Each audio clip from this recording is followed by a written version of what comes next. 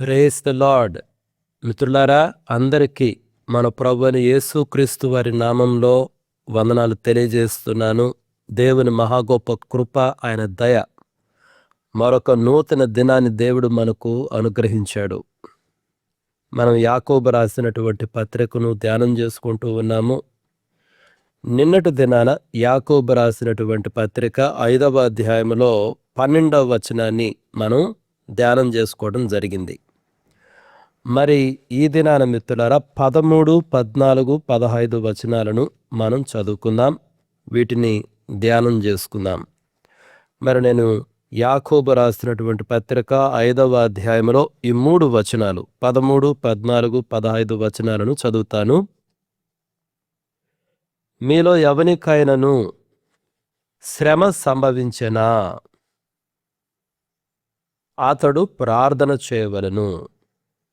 ఎవనికైనను సంతోషము కలిగినా అతడు కీర్తనలు పాడవలెను. మీలో ఎవడైనను రోగేయున్నాడా అతడు సంఘపు పెద్దలను పిలిపింపవలెను. వారు ప్రభువు నామమున అతనికి నూనె రాచి అతని కొరకు ప్రార్థన చేయవలెను. విశ్వాస సహితమైన ప్రార్థన ఆ రోగిని స్వస్థపరచును.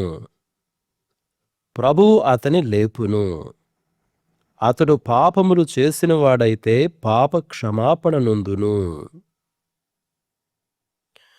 కాబట్టి మిత్రులారా, ఈ వచనాలను ఈ దినాన మనము ధ్యానం చేసుకుందాము. అయితే ఈ వచనాలను ధ్యానం చేసుకునే సమయంలో ఆనాటి చారిత్రక సాంస్కృతిక విషయాలను, అంటే ఆనాటి సందర్భాన్ని, చారిత్రక నేపథ్యాన్ని కొంత తెలుసుకోవడం ఎంతైనా మనకు మంచిది. చూడండి, ఆనాటి క్రైస్తవ సమాజంలో ఆల్రెడీ అనేక రకాలైనటువంటి శ్రమలున్నాయి. ఆల్రెడీ చాలామంది క్రైస్తవులు చాలా బేదలుగా ఉన్నారు. ఈ ధనికుల వలన అనేక రకాలుగా దోపిడీలకు గురి చేయబడుతున్నటువంటి రోజులు, అంటే అన్యాయాన్ని అనుభవిస్తున్నటువంటి రోజులు, సామాజిక అణచివేతను అనుభవిస్తున్నటువంటి రోజులు. అంత మాత్రమే కాదు కానీ మనకు ఈ రోజుల్లో ఉన్నట్టు ఆ రోజుల్లో వైద్య సదుపాయాలు కూడా లేవు.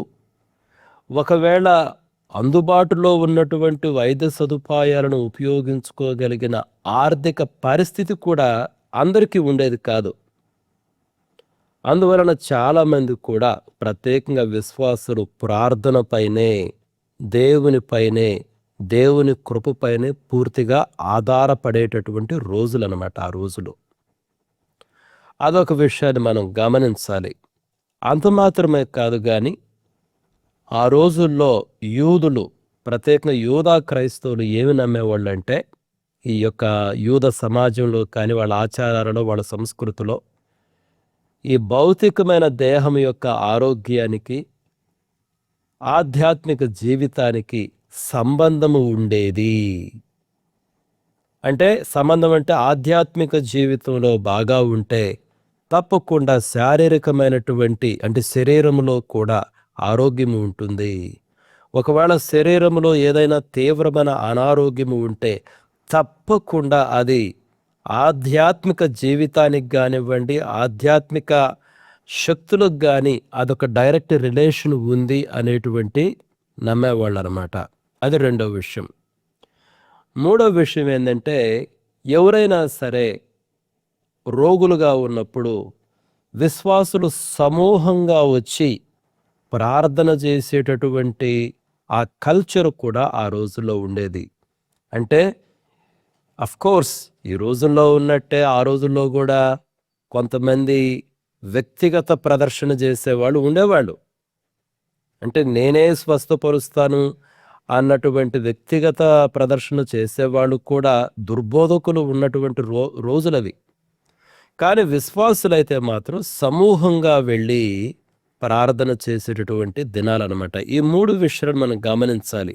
మొట్టమొదటిదేమో, ఒకవేళ అనారోగ్యం వస్తే వెళ్ళి చూయించి వైద్యం చేయించుకునే ఆర్థిక పరిస్థితి అందరికీ ఉండేది కాదు. ఎక్కువ మంది ప్రార్థనపైనే, దేవుని కృపపైన ఆధారపడేవాళ్ళు. ఇంకొకటేమో భౌతికమైన శరీరానికి ఆధ్యాత్మికతకు ఒక డైరెక్ట్ రిలేషన్షిప్ ఉంది. కాబట్టి ఒక వ్యక్తి అనారోగ్యంగా ఉన్నాడు అంటే there is something that is related to him or her స్పిరిచువల్గా, ఆధ్యాత్మికంగా దానికి సంబంధం ఉంది అని నమ్మేవాళ్ళు ఆ రోగానికి. మూడోది వచ్చేసి ఎవరికైనా బాగాలేకపోతే వ్యక్తిగత ప్రదర్శన కన్నా విశ్వాసులు సమూహంగా వెళ్ళి ప్రార్థన చేసేవాడు అనమాట. కాబట్టి ఈ వచనాలలో యాకోబు గారు ఈ చారిత్రక సాంస్కృతిక సత్యాలను ఆధారం చేసుకొని మనకు ఈ యొక్క భౌతిక స్వస్థత ఎలా కలుగుతుంది లేదా శ్రమలను ఎలా ప్రతిస్పందించాలో ఆయన రాస్తూ ఉన్నాడు. మొట్టమొదటిగా 13వ వచనం చూడండి. మీలో ఎవరికైనా శ్రమ సంభవించిన అతడు ప్రార్థన చేయవలెను, ఎవరికైనా సంతోషము కలిగిన అతడు కీర్తనలు పాడవలను. అంటే ఏదైనా శ్రమ వచ్చిందనుకోండి, శ్రమ వచ్చినప్పుడు విశ్వాసి ఏం చేయాలంటే ప్రార్థన చేయాలి. అంతేగాని సనగటం, గుణగటం, లేకపోతే లోకంలో ఎవరి వైపు ఒకరి వైపు పరుగెత్తడం కాదు. ఒక సమస్య వచ్చినప్పుడు వెంటనే, ఒక శ్రమ వచ్చినప్పుడు వెంటనే దేవుని వైపు తిరగాలి. దేవుని వైపు తిరగాలి. ప్రార్థన అంటే ఏంది? ప్రార్థనను దేవుని ఆశ్రయించాలి. అదనమాట the very first thing that you should do. అంతేగాని ఈ లోకంలో ఎవరో సహాయం చేస్తారన్నట్టు సహాయం చేసేవాళ్ళు ఉంటే వాళ్ళతో మాట్లాడడము, సహాయం తీసుకోవడం తప్పు ఎంత మాత్రం కాదు. You can take peoples help in the right way, అదంత మాత్రం తప్పు కాదు. అయితే ప్రజలపైన ఆధారపడటం కన్నా, ప్రజల వైపునకు తిరగడం కన్నా మొదట దేవుని వైపు తిరగండి. ఒక శ్రమ వచ్చినప్పుడు first look an to God, దేవుని వైపు తిరగండి. రెండోది అదే వచనంలో ఏమనుంది? ఎవరికైనా సంతోషము కలిగిన అతడు కీర్తనలు పాడాలి. సంతోషం కలిగిందా వెంటనే ఏం చేయాలి? దేవుని స్తుతించాలి. సంతోషమైనా సరే, శ్రమ అయినా సరే, ఈ రెండు పరిస్థితులు మొట్టమొదట నీవు తిరగవలసింది దేవుని వైపు. మనం కూడా మిత్రుల ఆలోచన చేసుకోవాలి. శ్రమ వచ్చినప్పుడు, ఒక కష్టం వచ్చినప్పుడు what is our immediate response? వెంటనే మనం ఎలా ప్రతిస్పందిస్తున్నాం? సంతోషం కలిగినప్పుడు ఎలా ప్రతిస్పందిస్తున్నాం? అసలు కానీ ఇక్కడ యాకోబు గారు మాత్రం అది శ్రమ అయినా సరే, సంతోషమైనా సరే మొట్టమొదటి దేవుని వైపు తిరగండి. శ్రమ అయితే ప్రార్థన చేయండి, దేవుని సహాయాన్ని కోరండి. సంతోషమైతే దేవుని స్తుతించండి. చూడండి, ఆ సమతుల్యతను ఒక క్రైస్తవుడు పాటించాలి మిత్రులారా. కొన్నిసార్లు మనం శ్రమ వచ్చినప్పుడు ప్రార్థన చేస్తాం, కానీ సంతోషం వస్తే అసలు దేవుని వైపే తిరగము. వెంటనే ఒక పార్టీ అంటాము, లేకపోతే ఇక వేరే వేరే పనుల్లో ఉంటామే, కానీ వెంటనే దేవుని వైపు తిరిగి దేవునికి కృతజ్ఞత చెప్పాలన్నటువంటి తలంపు రాదు. కానీ క్రైస్తవుని జీవితంలో ఈ సమతుల్యత అవసరం. ఏంటి ఆ సమతుల్యత? శ్రమలో ఎలా ప్రతిస్పందించాలి, సంతోషంలో ఎలా ప్రతిస్పందించాలి, ఒక సమతుల్యత ఉండాలి. ఏంటి ఆ సమతుల్యత అంటే దేవుని వైపు తిరుగు. శ్రమ వస్తే దేవుని సహాయం అడుగు, సంతోషం కలిగితే దేవునికి కృతజ్ఞతలు చెప్పు, దేవుని స్తుతించు. ఇది సమతుల్యత మిత్రులారా. ఆ తర్వాత 14వ వచనం చూడండి. మీలో ఎవడైనను రోగి అయి ఉన్నాడా? అతడు సంఘపు పెద్దలను పిలిపింపవలను, వారు ప్రభువు నామమున అతనికి నూనె రాచి అతని కొరకు ప్రార్థన చేయవలను.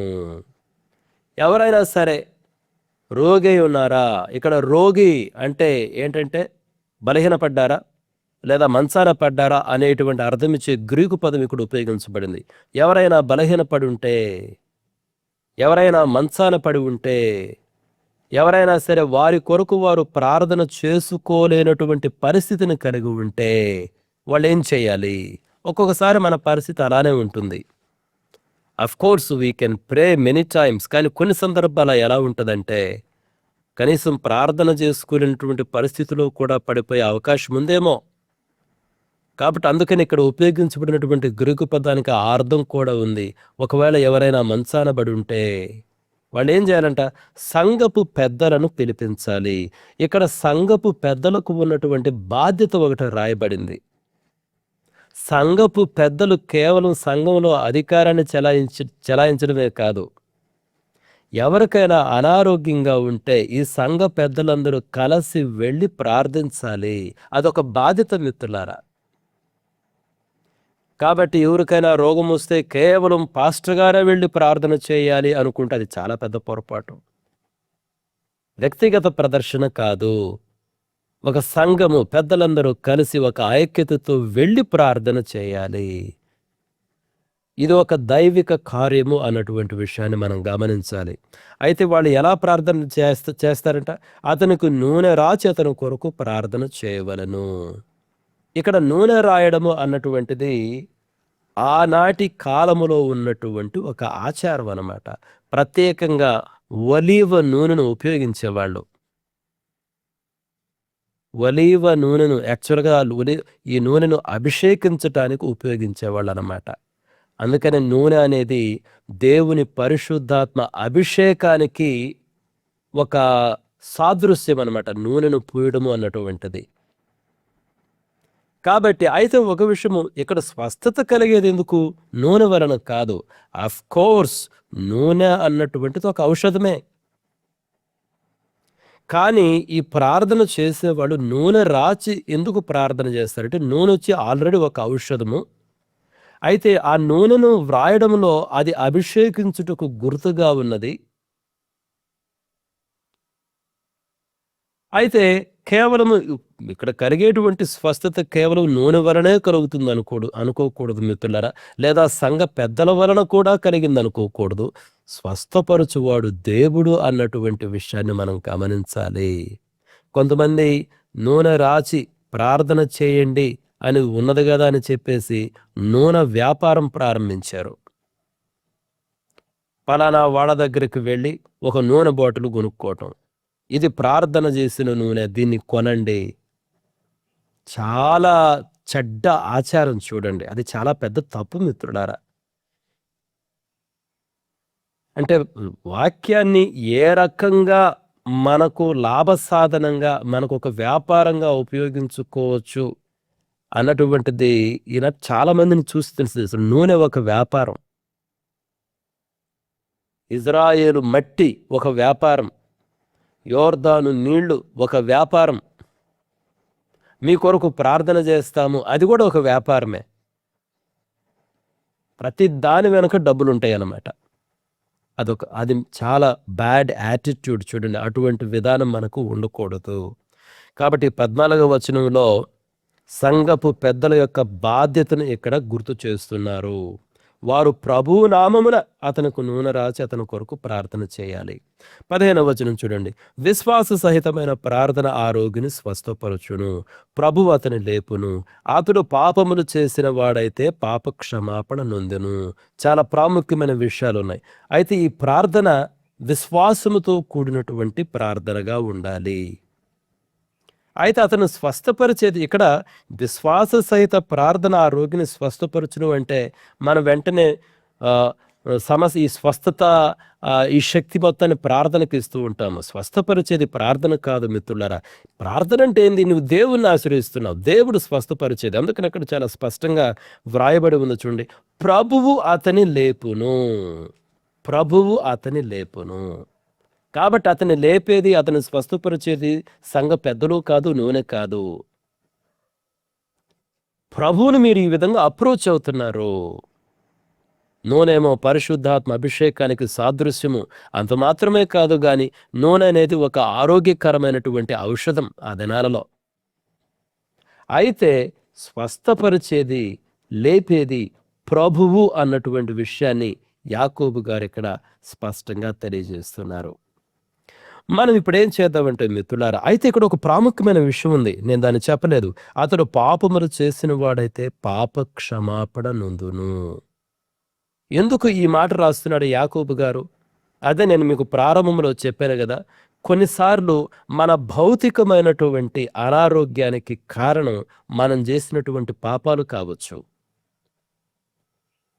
అటువంటి సందర్భంలో ప్రార్థన ద్వారా పాప క్షమాపణ, దేవుని దగ్గర నుంచి పాప క్షమాపణ పొందడము అన్నటువంటిది అవసరము.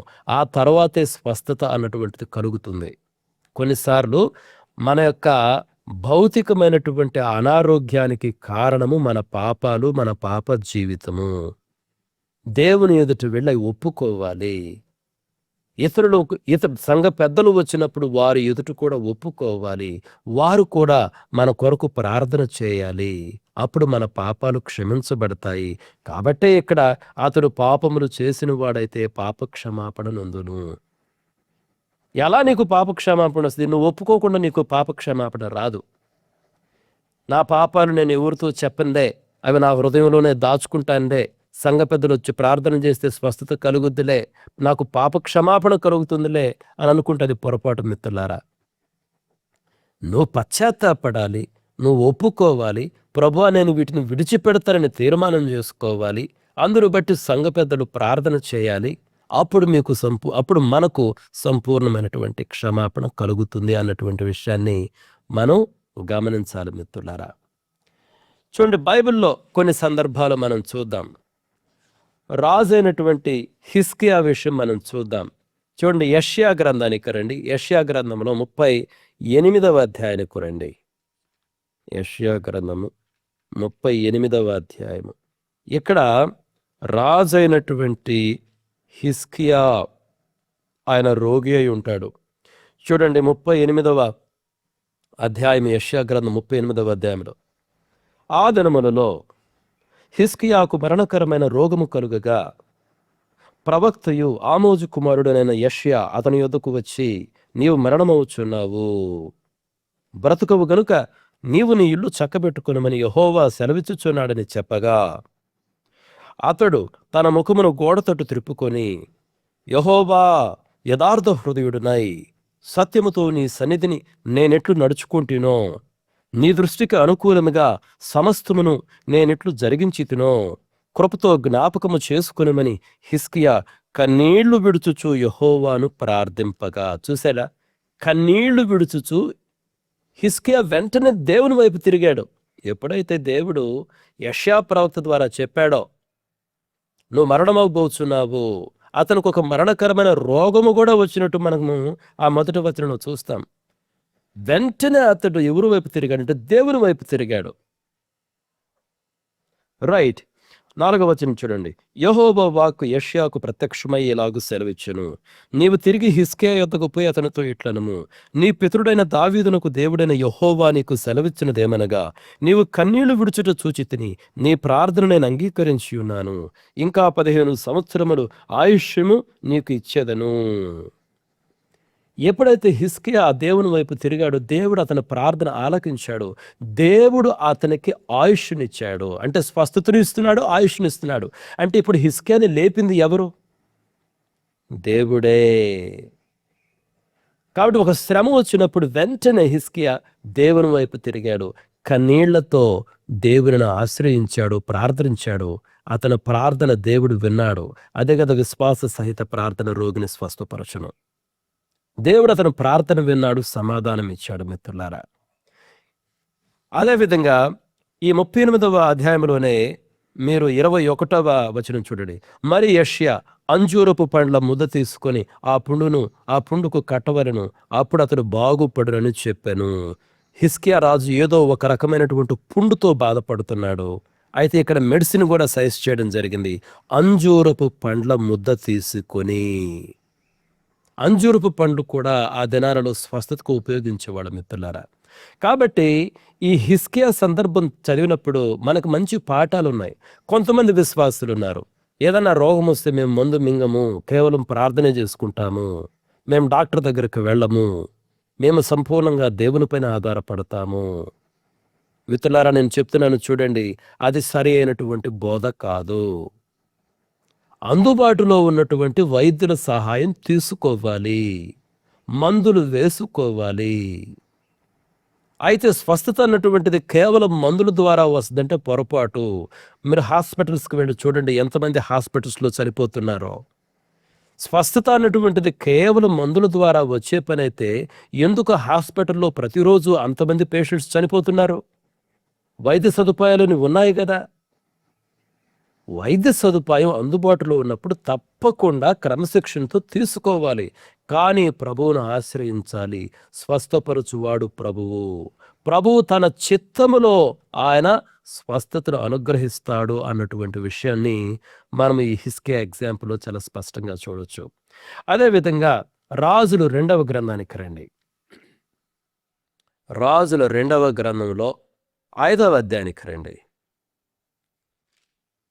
రాజుల 2వ గ్రంథంలో 5వ అధ్యాయంలో సిరియా సైన్యాధిపతి అయినటువంటి నయమాను యొక్క స్వస్థత గురించి వ్రాయబడి ఉంది. చూడండి, 10వ వచనం నుంచి నేను చదువుతున్నా. ఎలీషా, నీవు యోర్దాను నదికి పోయి 7 మారులు స్నానము చేయము, నీ ఒళ్ళు మరలా బాగాయి నీవు శుద్ధుడు వగుదువని అతనితో చెప్పుటకు ఒక దూతను పంపెను. అందుకు నయమాను కోపం తెచ్చుకొని తిరిగి పోయి ఇట్లనెను, అతడు నా యొద్దకు వచ్చి నిలిచి తన దేవుడైన యెహోవా నామమును బట్టి తన చెయ్యి రోగముగా ఉన్న స్థలము మీద ఆడించి కుష్ఠరోగమును మాన్పునని నేను అనుకుంటుని. దమస్కు నదులైన అబానాయును ఫర్పరును ఇజ్రాయేలు దేశంలోని నదులన్నిటికంటే శ్రేష్టమైనవి కావా? వాటిలో స్నానం చేసి శుద్ధి నొందలేనా అని అనుకొని రౌద్రుడై తిరిగి వెళ్ళిపోయాను. చూడండి, రౌద్రుడై వెళ్ళాడంట. 13వ వచనం. అయితే అతని దాసులలో ఒకడు వచ్చి, నాయన, ఆ ప్రవక్త ఏదైనా ఒక గొప్ప కార్యము చేయమని నియమించిన ఎడల నీవు చేయకుందువా? అయితే అతడు స్నానము చేసి శుద్ధుడవు కమ్మను మాట దానికంటే మేలు కదా అని చెప్పినప్పుడు అతడు పోయి దైవజనుడు చెప్పినట్లు యోర్దాను నదిలో 7 మారులు మునగగా అతని దేహము పసిపిల్ల దేహము వలనై అతడు శుద్ధుడాయెను. ఈ సిరియా సైన్యాధిపతి నయమాను కుష్ఠరోగంతో బాధపడుతున్నాడు. ఎలీషా ప్రవక్త గురించి తెలిసింది, వచ్చాడు. ఎలీషా ప్రవక్త చాలా సింపుల్గా చెప్పాడు. అసలు ఎలీషా ప్రవక్త కూడా రాలా. చాలా సింపుల్గా ఏం చెప్పాడు? నువ్వు వెళ్ళి యోర్దాను నదిలో 7 సార్లు మునుగు, నీకు స్వస్థత కలుగుతుందని చెప్పి ఒక దూత ద్వారా పంపించాడు. నిజంగా చూసారా ఒక దైవజనుడు? అంతేగాని ఒక సైన్యాధిపతి వచ్చాడులే, వీడి దగ్గర విస్తారమైన డబ్బులు తీసుకోవచ్చులే, ఆ రకమైనటువంటి కుటిలమైనటువంటి ప్రవర్తన లేదు. నా జీవితంలో ఒక సందర్భం ఉంది మిత్రులారా. మా నాన్నగారికి ఒకప్పుడు ఆరోగ్యం బాగలేదు, హార్ట్ పేషెంట్. హైదరాబాద్లో ఒక ఆయన ఉన్నారు, స్వస్థతలు చేస్తాను అని ప్రకటిస్తూ ఉంటాడు. వాస్తవంగా నేనైతే ఇష్టపడనటువంటి వాళ్ళ దగ్గరకు వెళ్ళడానికి, ఎందుకంటే వాళ్ళు చేసేది వ్యాపారం అన్నటువంటి విషయం నాకు చాలా స్పష్టంగా తెలుసు. కానీ నా తల్లిగా రాసేందంటే మా నాన్న అక్కడికి తీసుకువెళ్ళాలని. కాబట్టి అమ్మ మాట కాదనలేక నేను వాళ్ళకి కాల్ చేశాను. ఏమండి, ఇట్లా మా నాన్నగారికి బాగలేదు, వచ్చి మిమ్మల్ని కలవాలనుకుంటున్నాము, ఆ దైవజనును కలిసి ప్రార్థన చేయించుకోవాలనుకుంటున్నామని నా తల్లిగారి కొరకు నేను అడిగాను. అప్పుడు వాళ్ళు ఏమన్నారో తెలుసా? 10,000 రూపాయలు కట్టి అపాయింట్మెంట్ బుక్ చేసుకోండి. 10,000 రూపాయలు కట్టి అపాయింట్మెంట్ బుక్ చేసుకోండి. అపాయింట్మెంట్కి 10,000 రూపాయలు. నేను అన్నాను, మేమైతే 10,000 ఇవ్వము, చూడండి ప్రార్థన సహాయం కావాలి అంటే. అయితే గుంటూరులో ప్రార్థన జరుగుతాయి, వచ్చి ఆ పబ్లిక్ మీటింగ్స్లో ఆ గ్రౌండ్లో కూర్చోండి అని చెప్పారు. అంటే వాళ్ళు హైదరాబాద్ పరిచర్య, గుంటూరులో మీటింగ్స్ ఉన్నాయంట, ఆ గ్రౌండ్లో కూర్చోండి, మమ్మల్ని కలవనవసరం లేదని చెప్పారు. 10,000 రూపాయలు ఇస్తేనేమో కలవచ్చు, 10,000 రూపాయలు ఇవ్వకపోతే వచ్చి అందరిలో కూర్చొని పోండి, ప్రార్థన చేస్తాంలే. ఇది భయంకరమైనటువంటి వ్యాపార ధోరణి కదా. మీరు ఇక్కడ ఎలీషాను చూడండి. ఎలీషా కనీసం ఆ సైన్యాధిపతి దగ్గరకు కూడా రాలా, తన దూతతో పంపించాడు, అతడు ఏం చేయాలో చెప్పాడు. ఎలీషా యొక్క నిస్వార్థమైనటువంటి సేవను మనం గమనించాలి మిత్రులారా. మనం కూడా సేవలో అనేక ప్రాంతాలు తిరిగి పరిచర్య చేస్తూ ఉన్నాము. మనం ఒక ఊరికి వెళ్ళేటప్పుడు మన హృదయ ఉద్దేశం ఏంది? వాళ్ళు కానుకిస్తారులే అని పోతున్నామా? వాళ్ళు కానుక ఇస్తే సంతోషమే, ఇస్తే తీసుకునే మనసు నీకుంటే. కానీ మనం పోయేది, దేవా నీ పరిచర్య నిమిత్తం నేను వెళుతున్నాను, నిస్వార్థమైనటువంటి పరిచర్యను మనం చేయాలి. మిత్రులారా చూడండి, మనం మరలా పుట్టము, మరలా బ్రతకము. ఒకసారే పుడతాము, ఒకసారే బ్రతుకుతాము. ఆ ఒకసారి మంచి పరిచర్యను మనం చేద్దాం, మంచి జీవితాన్ని జీవిద్దాం. సరే, ఎలీషా గారు చెప్పినటువంటి మాట విని ఈ యొక్క సైన్యాధిపతికి చాలా కోపం వచ్చింది.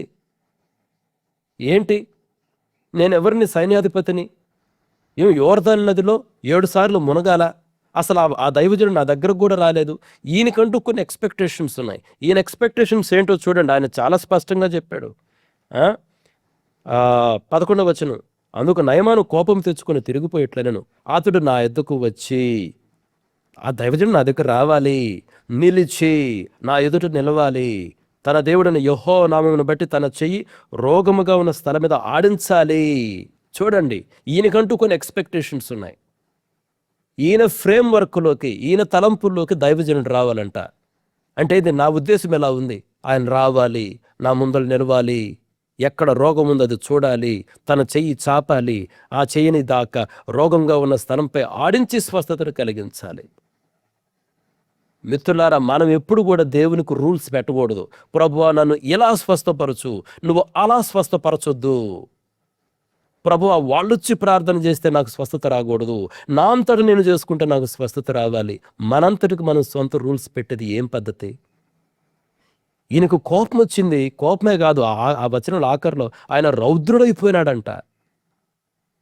అయితే అతని దాసుల్లో ఒకడు జ్ఞానవంతుడు ఉన్నాడు. అడిగాడు, అయ్యా ఒకవేళ ఆ ప్రవక్త ఏదైనా ఒక గొప్ప కార్యం చేయమంటే నువ్వు చేయవా? ఆయన కేవలము నదిలో మునగమని అడిగాడు. అది మేలు కదా.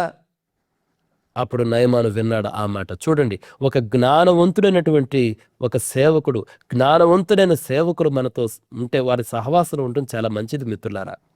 అయితే గొప్ప విషయం ఏంటంటే, నయమాను ఆ దాసుని యొక్క మాటను విన్నాడు, తన మూర్ఖతను వదిలిపెట్టాడు. అది మనం అప్రిషియేట్ చేయాలి నయమాన్లో. అప్పుడు విధేయతను చూపి విశ్వాసముతోటి వెళ్ళి ఆ నదిలో మునిగాడు. ఇక్కడ స్వస్థత కలిగింది యోర్దాను నీళ్ల వల్ల కాదు, అతడు విధేయతను చూపాడు. మిత్రులారా, దేవునికి విధేయతను చూపాలి. దేవుని ప్రవక్త ఒక మాట చెప్పాడంటే దేవుడు మాట్లాడుతున్నట్టే. మరి దేవుని మాటకు నువ్వు విధేయతను చూపవా? విధేయతను చూపుట ఎందే విశ్వాసం అన్నది. విశ్వాసము విధేయత ఈ రెండు మనం విడదీయలేం మిత్రులారా. కాబట్టి ఇక్కడ నయమాను వెళ్ళి మునిగాడు, అతనికి సంపూర్ణమైనటువంటి స్వస్థత కలిగింది. ఆ తర్వాత వచ్చాడు, విస్తారమైనటువంటి ధనాన్ని ఎలీషాకి ఇవ్వాలనుకున్నాడు. కానీ ఎలీషా అయితే, ఎలీషా అన్నటువంటి మాటను మనం చూద్దామా?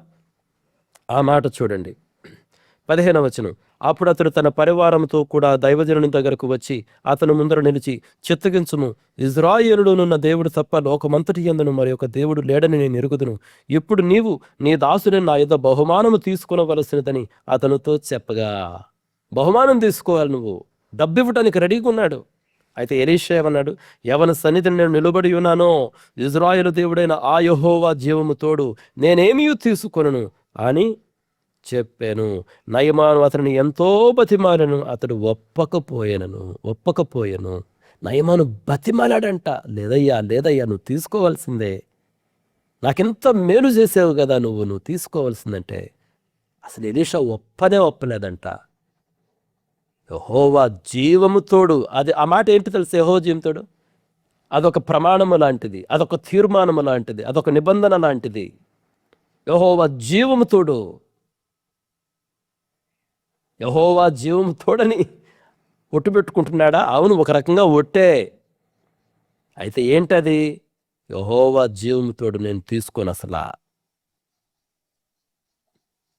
మిత్రులారా, డబ్బు ఎడల మనకు ఉండాల్సిన యాటిట్యూడ్ని మనం గమనించాలి. నేను ముగిస్తున్నాను. ముగించే ముందు ఒకసారి గమనించండి, ఇక్కడ నయమానును స్వస్థపరిచింది యోర్దాను నది నీళ్లు కాదు, అతడు దేవుని మాటకు విధేయతను చూపాడు, విశ్వాసమును చూపి వెళ్ళి ఆ నదిలో మునిగాడు. ప్రారంభంలో అతని పరిస్థితి ఆ విధంగా లేదు. కాబట్టి మనకు స్వస్థత కావాలి అనుకుంటే మొదటగా మనము దేవునికి విధేయతను చూపాలి. ఆ విధేయతలోనే మన విశ్వాసం. అందుకనే విశ్వాసం అనేది క్రియల ద్వారానే బయటపడుతుందని దేవుని వాక్యం చెప్తుంది. అదేవిధంగా హిజ్కియా విషయం కూడా చూడండి, అతనుకు మరణకరమైన రోగం వచ్చింది, నువ్వు మరణం అవబోతున్నావు అని చెప్పినప్పుడు వెంటనే దేవుని వైపు తిరిగాడు. మనం కూడా మిత్రులారా, శ్రమ కలిగినప్పుడు, ఒక రోగం కలిగినప్పుడు వెంటనే దేవుని వైపునకు మనం తిరగాలి. స్వస్థపరచువాడు దేవుడు. ఒకవేళ మన జీవితంలో పాపములు ఉంటే వాటిని ఒప్పుకోవాలి. వీలుంటే సంఘ పెద్దలను పిలిపించాలి. సంఘ పెద్దలు ఐకమత్యంతో వచ్చి నూనె రాసి ప్రార్థన చేయాలి. ఇక్కడ నూనె రాయడం అన్నటువంటిది ప్రధానమైన విషయం కాదు. నూనె రాయకుండా కూడా ప్రార్థన చేయొచ్చు. సంఘ పెద్దలు వచ్చారు, వాళ్ళు నూనె రాయకుండా చేశారని మనం వాళ్ళ తప్పులు పట్టకూడదు. ప్రార్థన, దేవుని ఆశ్రయించుట అన్నటువంటిది ఇక్కడ ప్రాముఖ్యమైన విషయం. అప్పుడు ప్రభువు లేపుతాడు. అతడు పాపములు ఒప్పుకుంటే ఆ పాపములు క్షమించబడతాయి. ఈ విషయాలు గ్రహించులాగున దేవుడు మనలో ప్రతి ఒక్కరికి తన కృపను గ్రహించాలని కోరుకుంటూ ముగిస్తున్నాను. May God bless each one of you. Thank you.